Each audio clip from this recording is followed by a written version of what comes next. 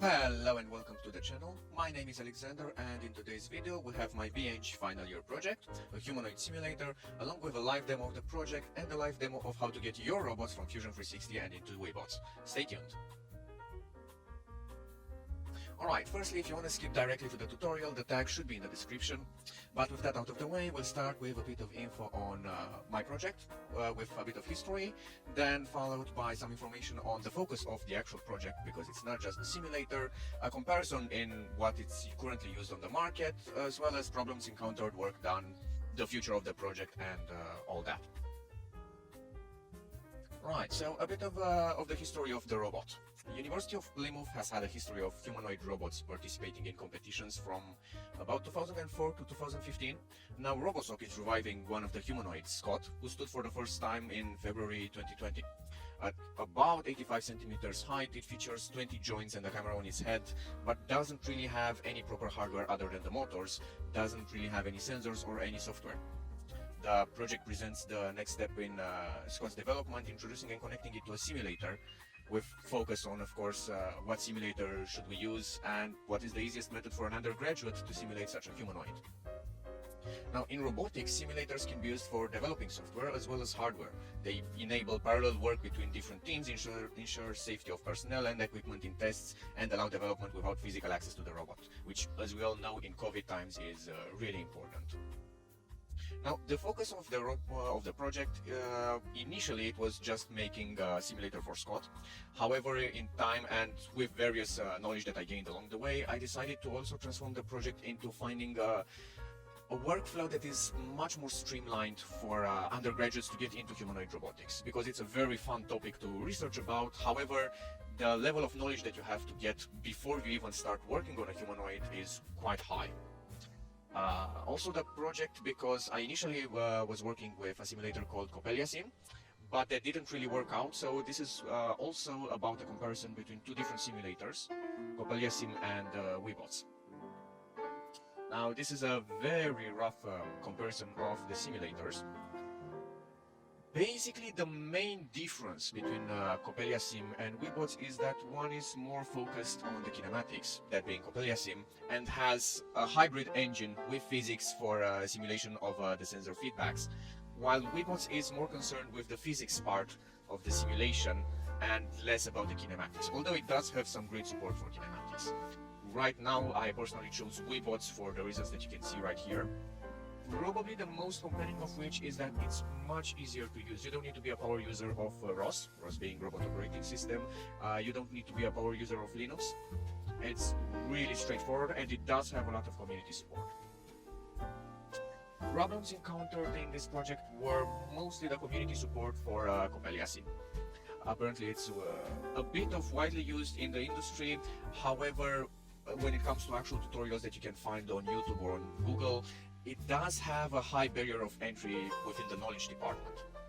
Of course, the same to a certain extent can be said about Webots, but since RoboCup finally partnered with Webots, they do have, from the past 2 years, a lot of very recent and very up-to-date tutorials on pretty much everything. The work I've done so far in the project, as far as practical work, it's mostly 3D modeling. So I had to get the entire robot within Fusion 360. And after getting it into Fusion 360, I had to re-edit it a couple of times to make it work properly. Simply because every single time I had to export to a new environment, like RVs for ROS, Sim and Webots, I had to make certain modifications to how it went. A lot of research went into, well, firstly, having a more efficient workflow, because a humanoid can easily have 20 components, and for example, this particular humanoid had about 50 independent components connected in 20 links or 21 links, which is a heck of a lot to export. The traditional way would be to write a URDF file or a proto file from scratch. So scripting all the way, all the links, all the axes, all the rotations, all the joints. However, I did find a script that enables you to export this directly from Fusion, although it does have some limitations, as we'll see in the final demo. Other than that, a lot of research also went into comparing Weebots with Coppelia Sim. Of course, do take it with a grain of salt simply because I am an undergraduate and a power user's perspective might have a vastly different opinion. And on the topic of the comparison, I will also be trying to submit a paper for Taros 2021 on that exact topic. The future of this project is most likely to be with RoboSoc, since RoboSoc is reviving the humanoids robot, at least it's trying very hard to. The value of the simulator, because it's so efficient to get it from Fusion to Weebots and to program in Weebots, is going to be with further development of the robot. Other future value of the project is the live demo of the tutorial of how to get your robot straightforward without any prior knowledge of robotics. This would be the latest version that I have in Fusion 360. There have been a lot of iterations. The weird hierarchy of the components is mainly due to how the exporting script works. I will be linking both the scripts that I'm using in the description. One of them links directly to Fusion. It's in here. If I double click it, it will export a URDF for the robot, the entire set of STL meshes, along with launch files for RVs and for Gazebo. The way I mapped the robot into the 3D environment is by using canvases. I would take pictures directly from the side of the robot, or mapping the robot onto paper with a pencil, then taking a picture of the paper as straight as possible, then directly mapping that into Fusion using canvases. I also mapped each of the screws because we do need quite a high level of precision when aligning the motors. One of the restrictions of the script is that you need to have the joints all in here, not in the components. And the components cannot have any joints because they will not be seen by the script.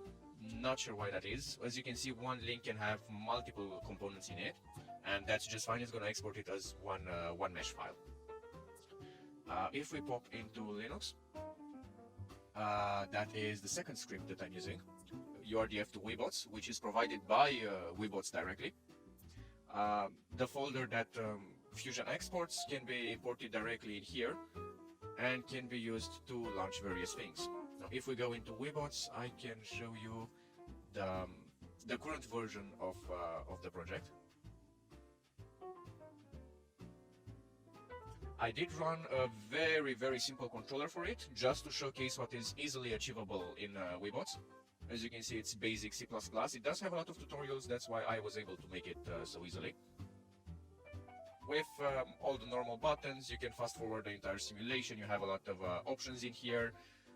If you build a proto file from in here, you can also see the hierarchy of each of the components. Weebots does have support for ROS. So if we start one of their tutorials, this is the epoch tutorial. As you can see, the robot is moving, and if I use the list, let's see what is available. Let's try this sensor. And as you can see, this is live data. It's changing. And if I'm not mistaken, it's the front processor. Yeah, the range is now 1000 because it's hitting the box. If I move it around, the range will be about 70.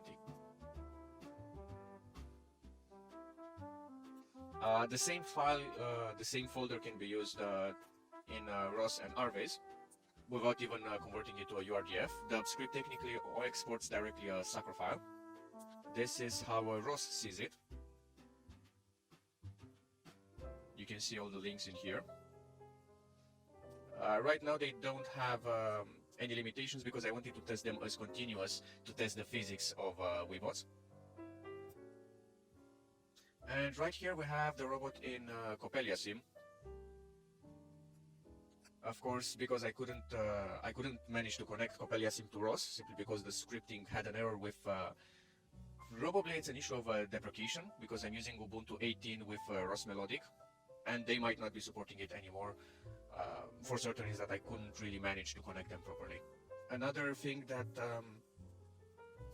Weebots has great support for is live sensor feedback, along with what was it? Physical rendering of the objects. Like it has actual rendering of the physics around it. If we go to one of the recent worlds, let's see, This is part of the tutorial. This is plug and play, comes with the software.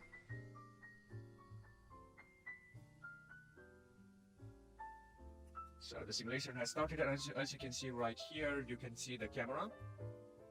If it does have any distance sensors, it will show up. Apparently this model doesn't.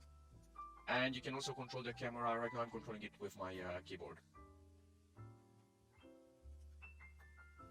But live rendering of the sensors is perhaps one of the biggest assets of Weebots right now.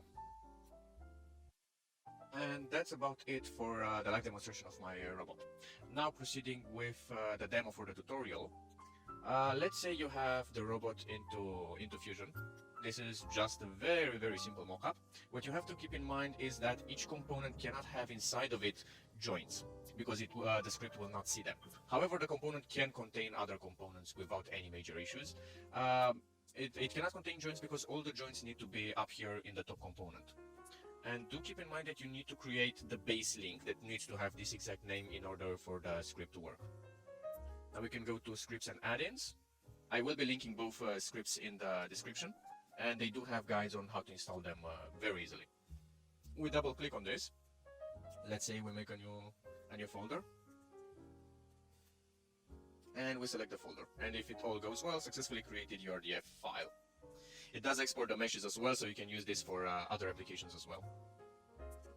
If we now go to tutorial 2, we're going to bring this entire thing into Linux. I am using Ubuntu 14 with ROS Melodic, if you're also planning on using ROS. Now the first thing that we need to do right here is go to Weebots, Wizards New Project Directory. We're going to create a new world. Do check at the rectangle arena, and this is going to be the arena. Now this world is created in Documents, My Project, yada yada. We're going to have to move the folder that we have just moved to the desktop inside the project folder. So within Documents, My Project 2, we're going to go into Protos, and this is where we're going to put the entire folder. So tutorial description. Now if we go in here, it's not going to be showing because we haven't converted it to Proto just yet. For that, we need to go in here.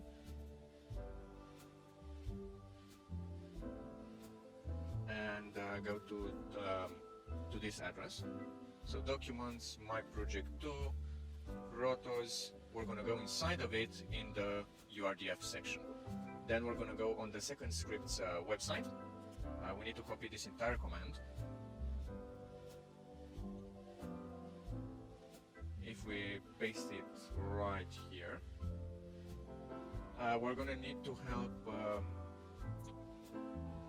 we're going to need to change the name. In our case, it's going to be tutorial.urdf, .sacro, not urdf. It's gonna, if it runs fine, it's going to be parsing the meshes, and you should see here that the number of links is 1 higher than the number of joints. And now we should be able to import it within Weebots. There it is, tutorial description, URDF, and this is the very, very basic robot. And I'm going to show you how to create a controller for it as well. If I go to one of my other worlds, this one does have the controller already made. In order to create a controller, you're going to go to Wizards, New Robot Controller. I'm personally having a preference for C++, My Controller Tutorial. The name doesn't really matter, but you need to recognize it. It's opened up in here. I'm using one of the codes from the official Weebots tutorials. And then we just need to connect it right here. So we're going to go to controller, and instead of void, we're going to be selecting My Controller Tutorial that we have just created. Now in order to actually compile, we'll go to save and build. And this is going to ask us to reset the entire world every time we build a new one. And let's see if it works. And there you have it. The single joint that I'm actually using is moving. Do keep in mind that the names that you have in Fusion for the joints will be transferred all the way to here. So for example, I have right here Rev2, simply because I didn't bother to create new names, but it is better to have particular names for each of them, simply because it's easier when you're actually programming. But that is about everything for both the tutorial and the video.